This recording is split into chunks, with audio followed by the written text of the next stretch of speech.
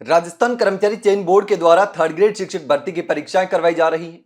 अब 2 पेपर बचे हैं, लेकिन इससे पहले ही कई सारे विवाद भी सामने आ रहे हैं। अब ड्रेस कोड को लेकर एक नया विवाद खड़ा हो गया, क्योंकि पहले जो भर्ती परीक्षाएं हुई हैं उसमें भी कर्मचारी चयन बोर्ड की तरफ से स्पष्ट कहा गया था कि जो महिला अभ्यर्थी हैं वो चुन्नी में ओढ़ करके आ सकती हैं, साड़ी पहन करके एग्जाम दे सकती हैं और उनका जो दुपट्टा है वो नहीं हटवाया जाएगा। क्योंकि पहले देखा गया था कि कई सारे एग्जाम सेंटर्स पर महिला अभ्यर्थियों से दुपट्टा हटवा दिया गया था और उसके बाद ही उनको एग्जाम सेंटर में प्रवेश दिया गया था। लेकिन अब जो विवाद खड़ा हुआ है वो विवाद नया विवाद है। अब कोटा के एक स्कूल है, तिलक स्कूल करके है, और वहां पर किसी मुस्लिम महिला अभ्यर्थी का एग्जाम सेंटर था। लेकिन महिला अभ्यर्थी का आरोप है कि उसे दुपट्टा होने के बावजूद दुपट्टा सर पे ओढ़ा हुआ था, इसलिए उसको एग्जाम सेंटर में प्रवेश नहीं दिया। अब कुछ लोगों का कहना है कि हिजाब पहना हुआ था।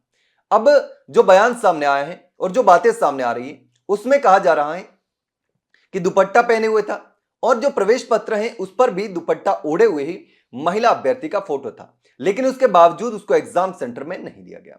जो भी वहां पर जिम्मेदार थे, पर्यवेक्षक वगैरह थे, तो उनका कहना है कि जो ड्रेस कोड है उसको उसकी पालना करना जरूरी है और उसका उल्लंघन नहीं किया जा सकता। किसी विशेष अभ्यर्थी के लिए कुछ भी कहा जाए, लेकिन ड्रेस कोड का पालन करना जरूरी होगा। लेकिन अब जो बोर्ड की तरफ से गाइडलाइन जारी की गई है उसमें हिजाब और बुर्के को लेकर कोई स्पेशल गाइडलाइन जो है वो नहीं है। बुर्का अलाउड नहीं है, कई जगहों पर विवाद भी होता है। अब महिला अभ्यर्थी का कहना है कि मेरे सर पे जो दुपट्टा है वो ओढ़ा हुआ था। तो ये जो मामला है वो कोटा के महावीर नगर स्थित तिलक स्कूल में बनाए गए सेंटर का है, जो कि रविवार को एग्जाम के दौरान का है। अब महिला अभ्यर्थी जो है, आलिशा नाम है उसका, तो उसका कहना है कि दुपट्टा ओढ़कर आई थी जिससे प्रवेश नहीं दिया। अब उनके पिता का आरोप है कि दोपहर 1 बजे से पहले सेंटर पर पहुंच गए थे।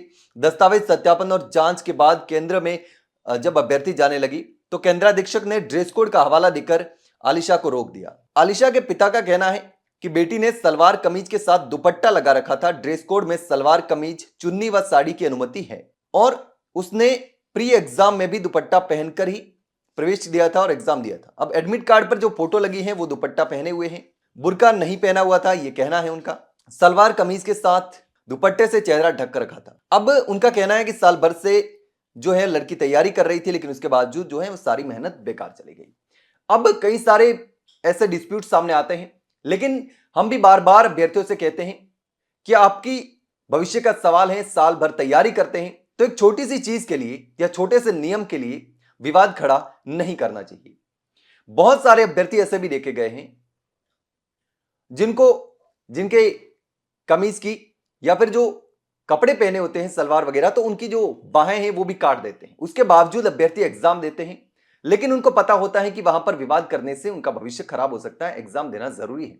तो अभ्यर्थियों को भी यही देखना चाहिए कि सिचुएशन क्या है। वहां पर किसी भी छोटी चीज के लिए या धार्मिक चीज के लिए विवाद खड़ा नहीं करना चाहिए। बोर्ड ने हालांकि कुछ चीजों को लेकर छूट भी दे रखी है कि जो सिख अभ्यर्थी हैं वो कृपाण और कटार के साथ प्रवेश कर सकते हैं, लेकिन इसकी जांच होगी और कटार छोटी होनी चाहिए। महिला मंगलसूत्र पहन सकती हैं, मंगलसूत्र पहन करके भी एग्जाम दे सकती हैं, उसकी जांच होगी। जनोई पहनकर एग्जाम दिया जा सकता है। लेकिन यहां पर अब हिजाब और बुर्के वाला विवाद आता है, तो उस अभ्यर्थी का भी कहना है कि मैंने बुर्का नहीं पहना हुआ था बल्कि हिजाब पहना हुआ था, दुपट्टा ओढ़ा हुआ था और उसके बावजूद एग्जाम देने से मुझे रोका गया। अब खबर यह भी निकलकर सामने आ रही है कि दुपट्टे को लेकर कई जगह पर बोर्ड अब सख्ती भी बरत रहा है, क्योंकि जहां पर महिला अभ्यर्थियों से दुपट्टा हटवा करके एग्जाम सेंटर में भेजा जा रहा है उसको लेकर के बोर्ड ने फटकार भी लगाई है, ऐसी खबर भी सामने आ रही है। लेकिन अब देखना होगा कि ये जो विवाद खड़े हो रहे हैं ड्रेस कोड को लेकर कई सारे एग्जाम सेंटर पर, हो सकता है कि मिसकम्युनिकेशन की वजह से या जो गाइडलाइन है वो सही तरीके से नहीं देखने की वजह से कुछ इश्यूज हो सकते हैं। लेकिन अब देखना होगा कि इस पूरे विवाद में, इस मामले में क्या होता है।